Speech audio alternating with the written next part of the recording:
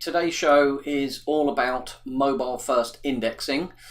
You've probably got an email in your inbox in the last week or two, maybe the last day or so, that says mobile first indexing enabled. So this show is going to answer the question you're looking for, which is, what does mobile first indexing enabled mean? What does that mean for my SEO? And what are the best practices for mobile first indexing? So the first thing is, don't panic. This isn't just suddenly going to demand a whole load of your time. You don't have to immediately change anything. So don't worry too much about that. So why has this come about, and what is mobile first indexing? So what Google is saying is effectively that more searches now, so around about 52.5% of web pages served globally are on mobile devices.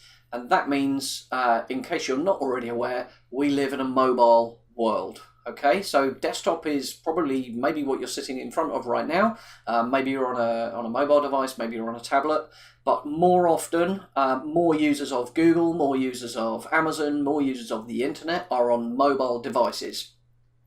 So what Google has done is decided that it's more important for them, because more users are using mobile, it is more important for them to look at mobile content first.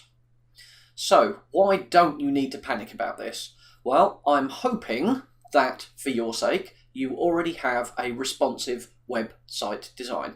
And what that means is the HTML code itself, the text, the headings, the text on your page, the images, all that kind of stuff are HTML. And then the CSS, the style sheet, determines what that actually looks like depending on the device.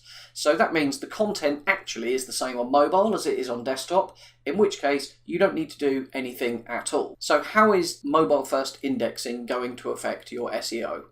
Well, if you already have a responsive website design and your content is identical on desktop as it is on mobile devices and tablets, so this is the content, not how it looks, but if the content is identical, you shouldn't see really any difference at all in rankings.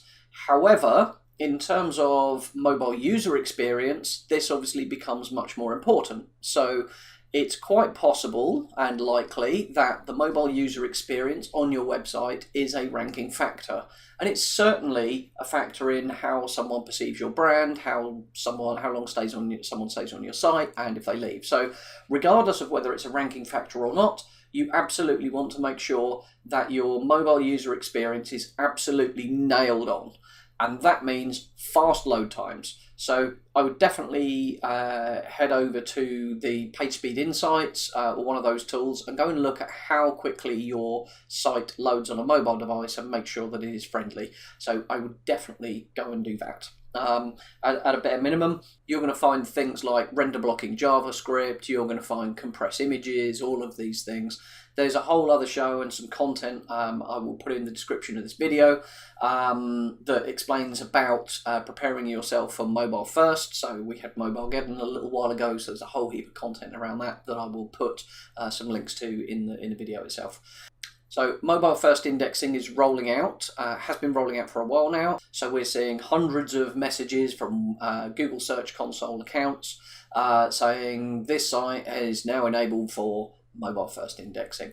So it's creating a lot of panic, unnecessarily so. Hopefully you should be on top of this if you're serious about SEO and getting traffic on your website. If you are stuck on anything, you have particular questions about this, do ask in the comments and we will get to them. If there's something we're not covering on this channel, then please do, again, ask in the comments, or you can tweet me at Tillison, and you'll find me on Twitter, and we'll do a show just for you. No problem at all. So I hope you found this useful. If you did, please give us a thumbs up, give us a like, and subscribe for more help on mobile first indexing, on SEO, on Google Search Console.